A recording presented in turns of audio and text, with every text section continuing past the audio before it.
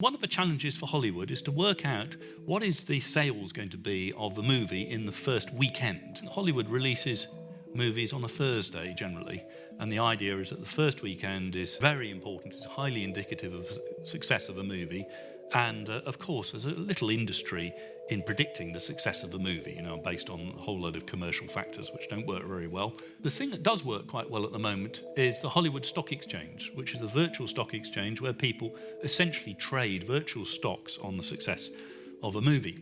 It's beaten by analysing tweets.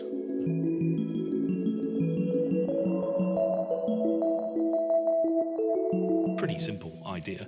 And the Twitter volume, if you like, is quite a good measure of success of a movie, which is quite a nice thing. Perhaps not that serious, but perhaps a bit more serious is the idea of trying to work out, in this case, where a typhoon is tracking by looking at the location of Twitter users and watching the tweets track across, in this case, it's the island of Japan. So here, this is the real path here, the dotted red one, and this green effort here is a Twitter version. It's not super impressive, but it's roughly in the right direction. This is perhaps a little bit more impressive. This is the earthquake in Japan, and this is an estimation of its center here.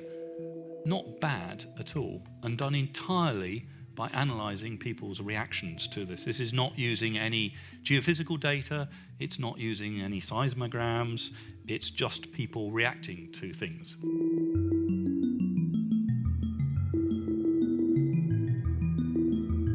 So Twitter in particular offers this interesting possibility of sort of tracking trends rather quickly and quite positively. And of course, we could take this a little bit further. So in Instagram, one of the things you can do is, it's quite common to take a photo on Insta and then apply one of these visual filters to the picture. And if you can get access to the users, then you're able to measure how depressed the users are. So one of the things they did is they measured what filters were used as a function of whether someone was depressed or not.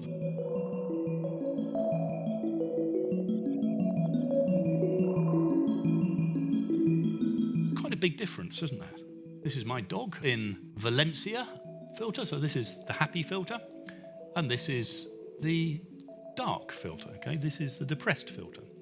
So this is quite an interesting idea. There's already a number of charities out there that look at people's, with their permission, look at people's Insta and Facebook and social media profiles, looking for signs of distress.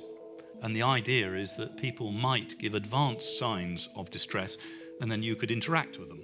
In future, your Instagram might say to you, you don't look very well to me, and don't you think you should be booking some sort of appointment with your GP? It looks to me like you're in a down. Okay? So quite sort of powerful.